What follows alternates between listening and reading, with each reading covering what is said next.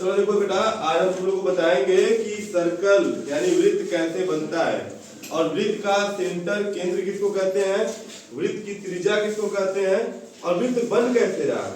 सबसे पहले देखो यहाँ पर श्रेयांजन खड़ी है और श्रेयांजन जिस जगह पर खड़ी है ये जगह एकदम चेंज होने वाला नहीं रहेगा, ये जगह एकदम स्थिर रहेगा और इसी को हम लोग बोलेंगे क्या, सेंटर, सर्कल का सेंटर यानी कि केंद्र। अब यहाँ से देखो सौम्या चलेगी, चलो सौम्या, देखो सौम्या चल रही है ना, और टाइट पकड़ लो बेटा। सौम्या चल रही है तो कैसा लग रहा है चल रही है तो सर्कल। सर्कल। अब इसे एक मिनट इधर आ जाओ, एक मिनट रुक जाओ बेटा। जैसे जैसे सौम्या चलेगी तुमको उसके पीछे पीछे बनाते जाना है रास्ता, कैसे वो चली है। हाँ चलो स्टार्ट।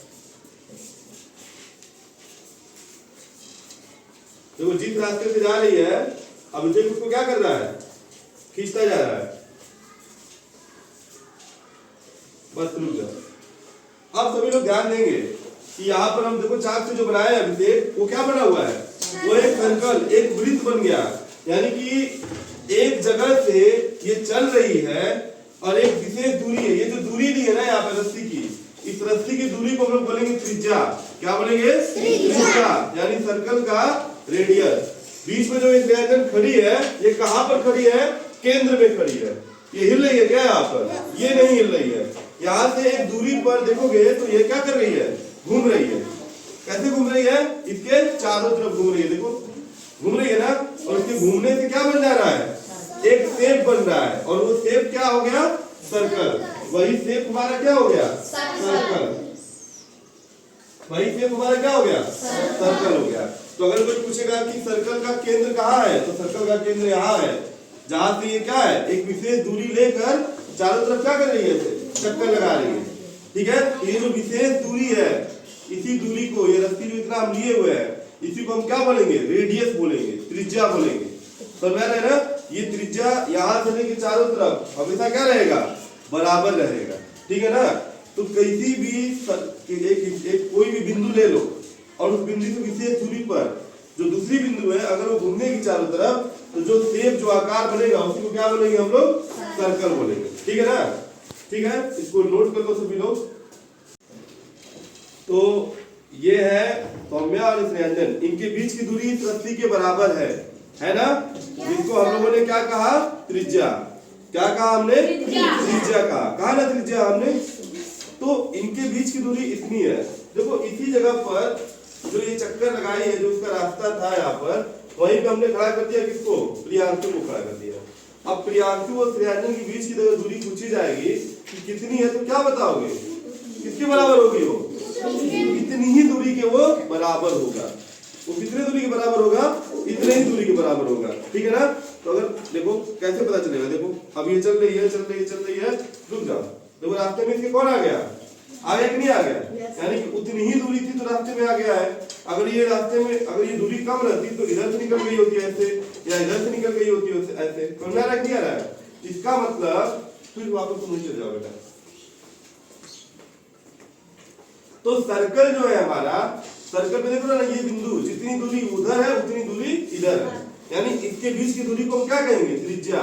तो त्रिज्या यहाँ भी हो सकता है, त्रिज्या यहाँ भी हो सकता है। एक लोग आ जाओ, तुम आ जाओ। अगर तुमको हम यहाँ खड़ा कर दें अभिषेक को, ये वाला हिस्से पे यहाँ पर जो भी ये रास्ता बना था यहाँ, तो इनके बीच की दूरी कितनी होगी, वो भी दूरी किसके बराबर होगी, इसी के बराबर होगी। चाहे आगे वो किसी को खड़ा कर दे, वो भी दूरी कितनी, किसके बराबर होगा, उसी के बराबर होगा। समझ आ रहा है, नहीं आ रहा है।